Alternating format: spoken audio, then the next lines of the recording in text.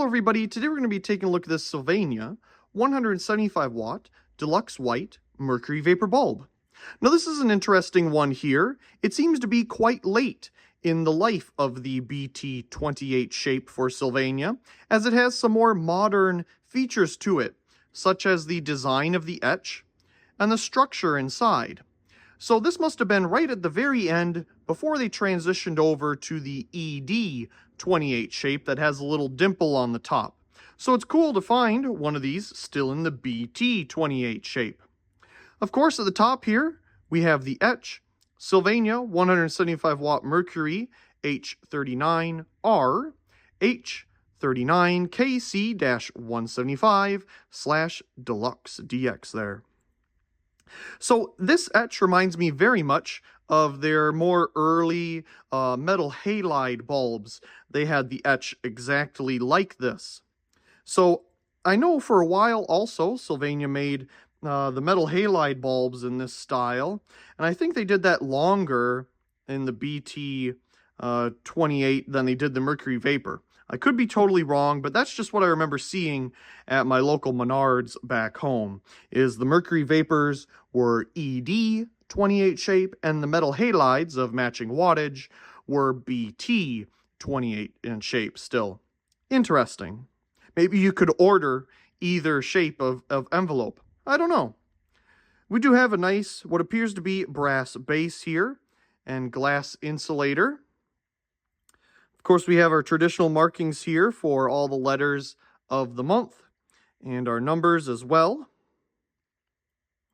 Inside, we can see our stem press and the hole to evacuate or add gases. Looking inside, let's see if we can get a good view here. You can see the black strip there. That is our starting resistor connected to our starting probe on this end of the bulb. And it's quite hard to see, but it appears that we still have a pretty decent size electrode in there. It's not too small. It looks quite nice. Hopefully it focuses on that a little bit so you can kind of see it. Definitely not the old original frame. So another design here. Very interesting welds going on here. Super basic. Not much there really. And of course at the top we're using the BT shape to hold all that in place. I'm surprised they didn't scrape up more of the phosphor here than they actually needed to insert it. Sometimes it can be a pretty big mess. So there's our bulb. Let's go ahead and turn it on. Okay, we got the bulb installed here in our 1965 GE M250R. We're currently at 118.7 volts. So let's go ahead and turn it on for the very first time here in 3, 2, 1.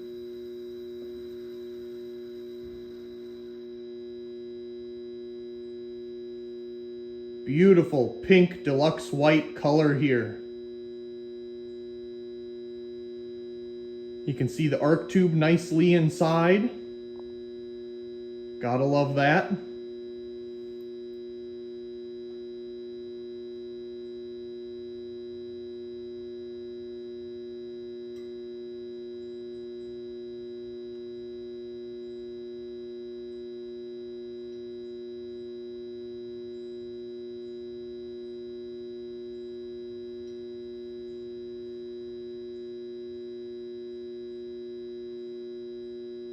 We're at a very nice soft pink color right now.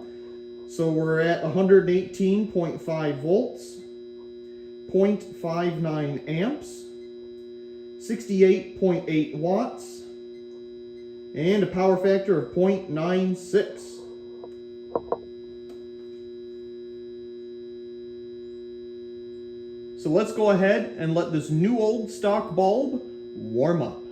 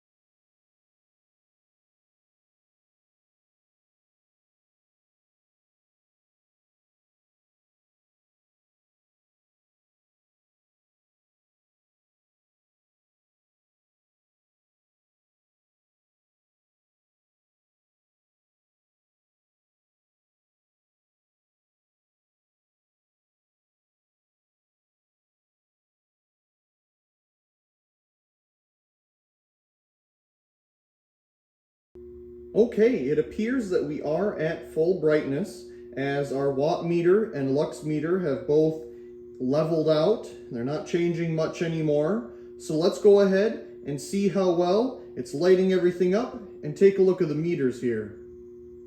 We're currently at 230 watts, 1.97 amps,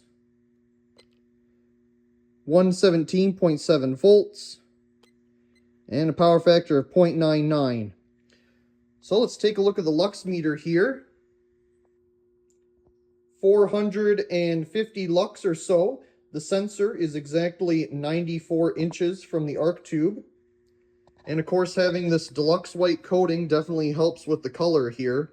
We get a much more white color, a little more yellow on camera, as you can see, than the traditional heavy green color that you get from a clear bulb.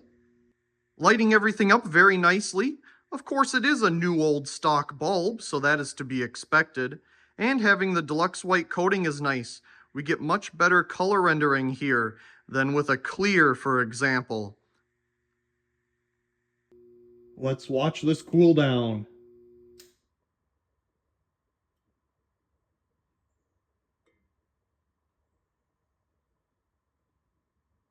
As always, I do hope you enjoyed today's video.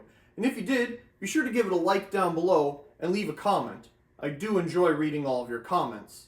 If you haven't already, be sure to subscribe to the channel for more great videos like this one.